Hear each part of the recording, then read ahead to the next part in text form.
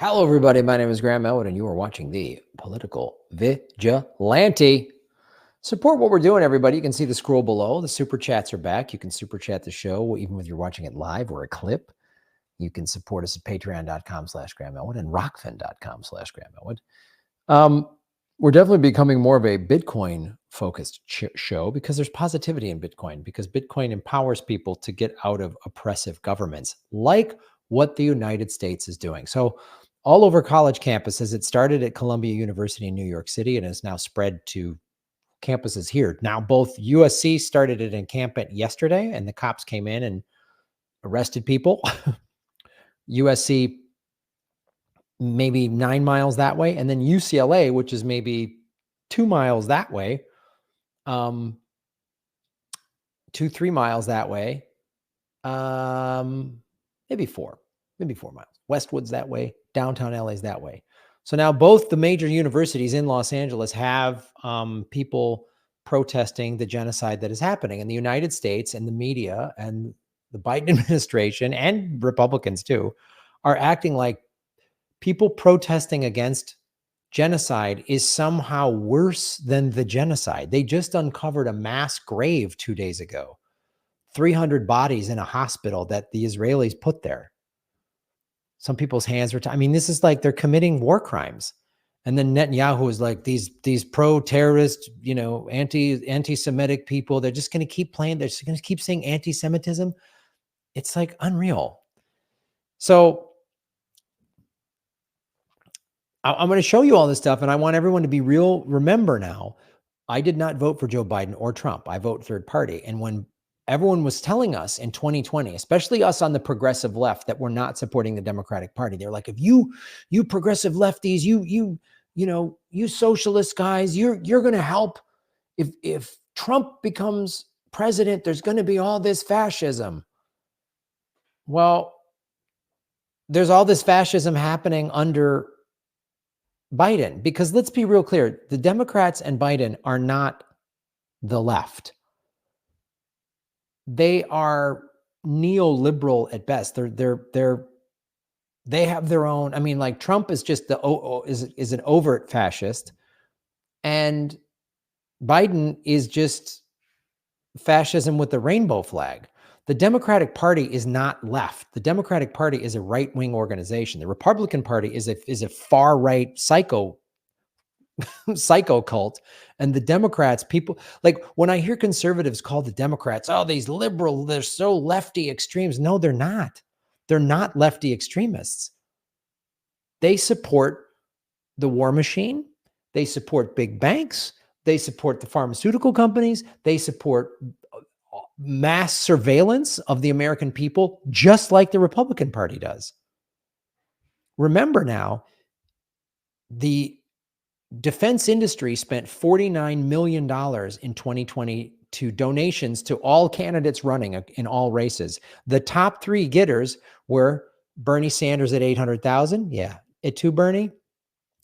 Donald Trump at 2.7 million and Joe Biden at 3.1 million. They know there's going to be and whoever's in the White House, remember now, it was Obama was in the White House when cops were busting heads at Occupy Wall Street. That was under Obama, who dropped more bombs than Bush. And Bush was a war criminal who lied about weapons of mass destruction. You understand this now? Both parties are awful. So this is what is happening in America under the Joe Biden administration. Remember Standing Rock? That was Obama. Bush targeted anti-war protesters, and then so did Obama. So just get rid of this, like the one party's better than the other thing. So these are all this started at UCLA. We're just going to go through all of this. This is huge turnout at UCLA's Gaza Solidarity Encampment. The camp has grown significantly since this morning. The students aren't backing down.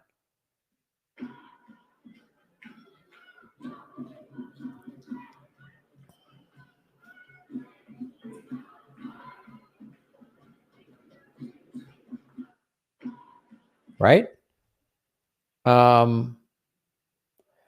Edward Snowden just posted, we've apparently reached the university arresting its own professors stage of decline. This is I will. What's your... I got you. The chair of the philosophy department was arrested at Emory University. Unbelievable. Unbelievable. This is Ron Placone posted this. This is,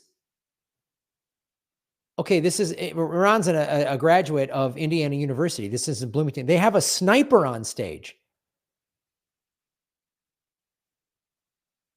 Completely unhinged response. They have a sniper, a peaceful protest. They don't want genocide, and so they're going to bring a sniper. This is America. This isn't Russia, you guys. You know, it's like if Putin was, remember there was people protesting Putin, and Putin sent cops after them. I was like, there's no democracy over there. This is happening here in America. This is happening miles from my home during this broadcast right now. Westwood is right there. UCLA is 3-4 miles that way, and USC is about 8-9 miles that way. Here in Los Angeles and in campuses all over the country. This is Northwestern University in Evanston. It's getting me emotional. I went to high school in Evanston. I'm from Evanston. This is Northwestern University's campus.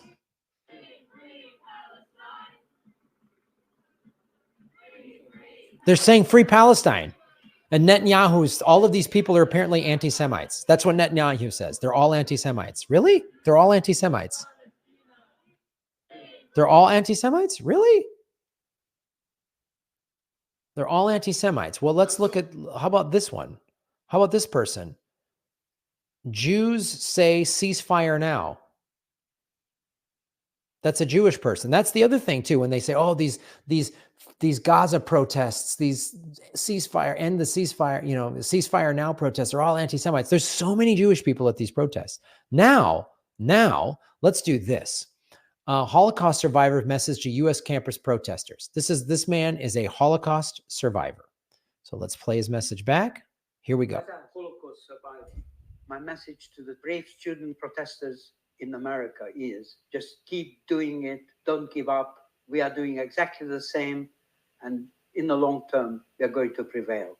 I'm out from the beginning at every march. A small group of survivors and descendants of survivors demonstrate disagreement with the use of the Holocaust experience as a cover by the Zionists and the State of Israel. What's happening on America's college campuses is horrific. This is reminiscent of what happened in German universities in the 1930s. The way that the Israeli government is using the memory of the Holocaust in order to justify what they are doing to the Gazans is a complete insult to the memory of the Holocaust. And we stand repeated in the last few demos carrying placards hanging from the neck saying this survivor of the Holocaust is against the genocide in Gaza. And we also demonstrate against the conflating of Jewishness with Zionism, which is what the Israeli state is trying to do, which does nothing else but increases anti-Semitism. So we are trying to counter that by demonstrating that Jews and Holocaust survivors are against that. We have tremendously warm reception and appreciation from the typical members of the march. We get handshakes and hugs, and some people stand and some women cry seeing the placards. It's a great and warm experience. When the right-wing section of the present government is trying to press for the banning of these marches on the grounds that they create no-go areas for Jews and they are anti-Semitic, we know that this is complete rubbish, and the very opposite is true. Today's marches are having a very hopeful aspect, that it is so large, so persistent, so global, that eventually the Western leadership, which are trying to deny what is actually going on, will be forced to face up to it. And I think we are not far from that. I think there was no parallel to that in the Jewish Holocaust experience. In fact, there was great abandonment, certainly from the leadership of the country. There were some, very few, very brave people who risked everything to be on the right side of history and to rescue as much as possible. But the majority of people were too afraid and looked the other way. There is a question of historic responsibility towards injustice, genocide, and fascism. If you are just indifferent, if you do not take a stand, you acquire a degree of guilt without any doubt. And I think it is imperative to assert opposition and even at some degree of disadvantage and risk, if you want to be guilt-free when history judges what's happening. Knowing how the mass media ignores the most important events, it makes it incredibly important to have forums like Double Down News to bring a much more balanced picture to the public. Join the future of journalism, join Double Down News on Patreon.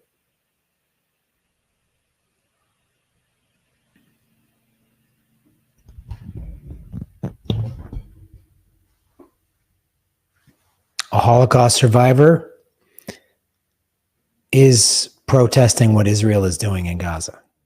I don't know what else you can say. So then, is he anti-Semitic?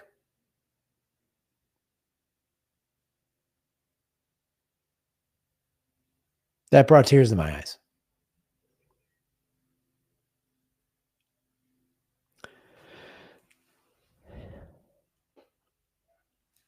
And part of the thing, why you have to again, why I am people always say, well, Graham, how do you bring Bitcoin into this? Very easily. The US dollar, the central banks, they fund war. They profit from war. We're sending another whatever tens or hundreds of billions, we're spending another whatever $1 billion to Ukraine and to Israel to support war. So if everybody gets out of the dollar and into Bitcoin, Bitcoin fixes this. I mean, Max Kaiser in 2013 told the people of Palestine they should get off of the shekel because they're dependent upon the Israeli shekel and start using Bitcoin to empower themselves financially. It's never too late. So we're speaking up on our little show the best way we can. We have a little over 100 people watching across all our platforms. And thank you so much for supporting what we're doing and being on the right side of history. And even though our show has been suppressed and it doesn't make the money that it used to and all this other stuff, I'm still proud to be a part of it and to be talking about this stuff. And, you know, this is an important thing. Like he said, if you say nothing, you are at least passively bear some of the guilt. And I'm proud of these young kids, man, on college campuses standing up and doing something. I'm proud of them. Gen Z gets a lot of smoke, but like, this is where they're standing up. They're not taking it. That's great. And to see all of these Jewish people speaking up about how awful this is really impressive. And you see all people of all different ages too. I mean, that philosophy professor, she's got to be in her 60s or something like that.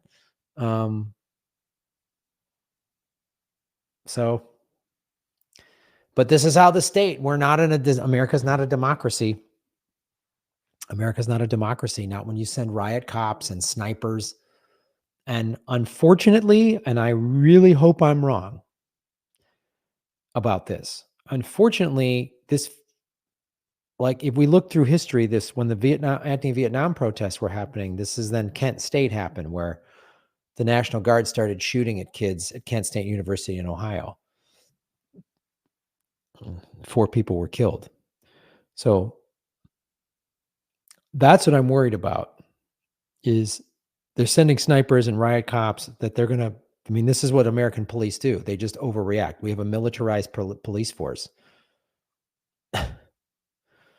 and they're going to overreact, and then some kid's going to die. And I don't want anybody to die. But if that happens, then everything's going to go, then people are going to go nuts. Then it's going to spill over. It's not going to just be on the college campuses anymore. It's going to spill over into the streets and everything like that. Just in 2 or 3 short days, look what has happened.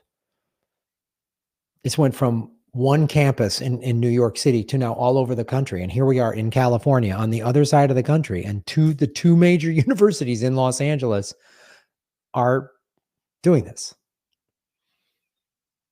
which I'm proud of, but I know how the United States reacts, and they're going to react with violence, and someone's going to get hurt. I hope I'm wrong. I hope this doesn't happen. I don't want to be right.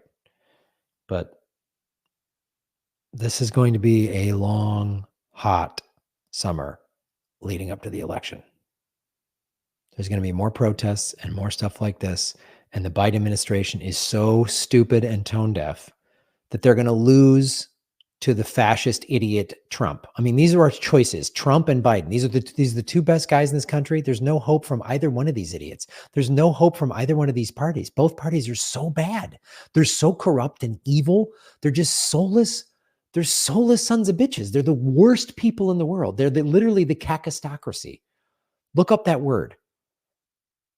The Kakistocracy is a society run by the worst people. An aristocracy, they're the best people in theory, by definition. Kakistocracy, these are the worst people. The Republicans are awful. They're awful human beings. And so are the Democrats. They're horrible people. And Obama sucks. Biden sucks. The Trumps, the Bushes, the Clintons, they're all awful, awful people. They're the worst people. And then to listen to Americans go, yeah, but this person's not, he's a little bit less horrible than, like, no, they're awful, awful, awful, awful. This is Biden. This is what's happening. Right? This is what we were yelled at by the liberals. If we don't vote for Biden, if Trump were to win in 2020, this will happen. No. This is happening under Biden. LAPD steamrolled over the kids at USC yesterday. This is a good old blue state. We have a Democratic mayor. We have a Democratic state assembly. We have a Democratic governor. They're doing it in Austin, Texas, at UT, University of Texas, Austin. That's a red state. Snipers on the roof in Indiana. That's a red state. It doesn't matter red or blue. There's the fascist state of the United States of America. And then there's these two departments. View America like a big office building. It's a big corporate office building. It has it's a 100-story building. It's got 10, 20 floors that are war, 20 floors that are banks, that are big corporations, that are Wall Street. And then there's one floor where half of it's the Republicans and half it's the Democrats. And they just say, all right, guys, do your little puppet theater to get everyone to fight with each other. But we run everything. We run everything. So stay strong. I mean, hats off to these Holocaust survivors that are out there marching. And I'm glad they're being met with so much love. And it just also debunks the thing that it's all Hamas terrorists organizing these things. No, there's Holocaust survivors. There's Holocaust survivors. Follow the money, connect the dots, get the truth. Shave your knuckles for justice.